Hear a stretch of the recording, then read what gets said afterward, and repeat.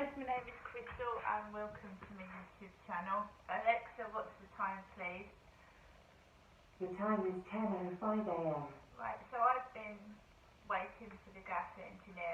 Between 10 and 2 they said that he was going to come out on the 10th of June 2022, so I've just been waiting. Now he's not coming into my flat, he's going into a meter cupboard room which is downstairs. It's been very noisy this morning. The builders have been drilling. He won't find it easy with all the noise that's going on and off. I don't think he needs me to be in the meter cupboard with him. I really don't think so. So I'm going to leave him downstairs to get on with what he needs to do. And he can ring my buzzer when he's finished. I don't think he needs me stood in the meter box with him. The meter room is like a cupboard. It can hardly fit one person in it, let alone two. Now I've had a message from British Gas to my phone. It was sent at 10 o'clock this morning. Hi, it's British Gas.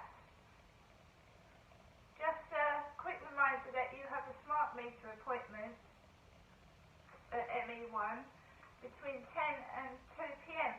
If you or anyone in your home has COVID-19 symptoms, reply help. Download the British Gas app to your Android or iOS device. Okay? And then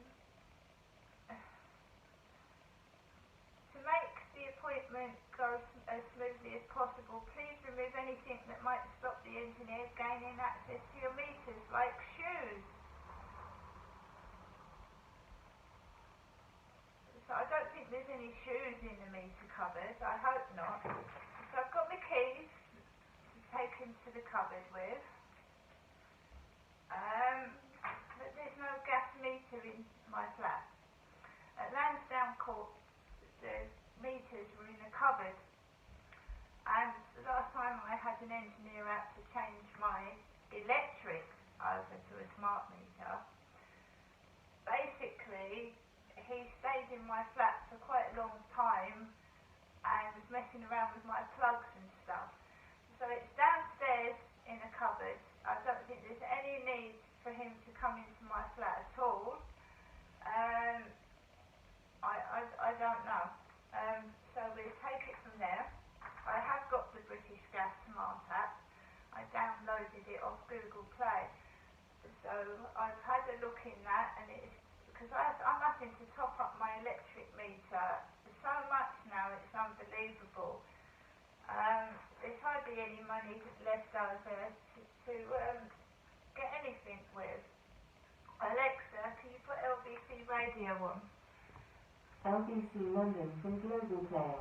The economy was about 5% smaller than it would have been if the UK had stayed in the single market. One way you can tell this is mad. I told you I was stringing too much together. I'm never going to be able to keep this up. One of these plates is going to stop spinning and smash to the floor shortly. There are two regions of the United Kingdom that are enjoying post-pandemic growth. And do you know which regions, what those regions are? One is London, because this is, of course, whether you like it or not, the engine room of the country. And the other one is Northern Ireland. Now, what could it be about Northern Ireland that explains why a historically quite poorly performing economic situation is now among the two best in the whole of the United Kingdom? Well, there's a clue here, because the Centre for European Reform figures show that by the end of last year, the economy was 5% smaller than it would have been. That's £31 billion. 31, I'll say it again, £31 billion.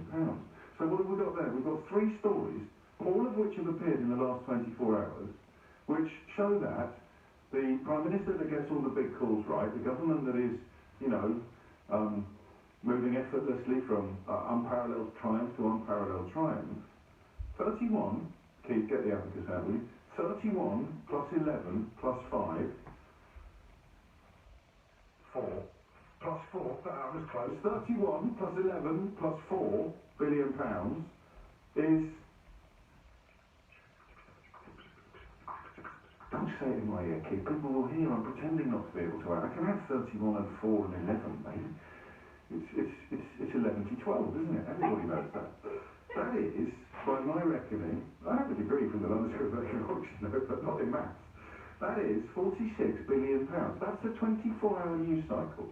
Younger listeners may not be aware of the fact that Gordon Brown, in contrast, when he was Chancellor of the Exchequer, arguably one of the best chancellors of the 20th century, when he joined other countries such as Switzerland, who know quite a lot about gold, and the Netherlands, and I think France, in selling gold at a price that turned out to be the bottom of the market, commentators and politicians of a rather, shall we say, a rather processed pork flavoured complexion had absolute hysteria. They continue to do so. If you speak to an idiotic right winger about Gordon Brown, they will often say that we sell gold at the bottom of the market. And therefore, by dint of not being clairvoyant or by not being psychic and doing something that many other economies in the world, including Switzerland, which is of course historically quite heavily associated with gold, it's apparently true that he was some sort of ignoramus. A tiny fraction of the stock involved here. It's a 24-hour news cycle. The government that brought you Brexit, therefore, is responsible for a £31 billion loss. The government that handed out PPE contracts to cronies like they were going out of fashion are now setting fire to £4 billion worth of unusable kit. And the Chancellor, who's supposed to be a safe pair of hands, failed to take out insurance against rate rises on almost £900 billion in quantitative easing reserves. And economists today report, this is the National Institute of Economic and Social Research, the oldest non-partisan economic research institute in the UK, and they're non-partisan, so they think Doris will probably be trying to close them down soon. They estimate that has lost us a cool £11 billion. We haven't even mentioned the world eating track and trace. Alexa, stop. Right, guys, what a waste of money, that PPE equipment that's being burnt and got rid of. And there's people starving in the country. And, terrible. Right, I'm just waiting for this British gas engineer. Just to change my meter over to a smart meter. I don't even know if he'd be able to do it. It's so cramped in there.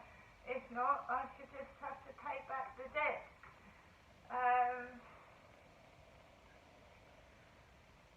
Should just have to pay it back. My electric is going okay at the moment. That's all.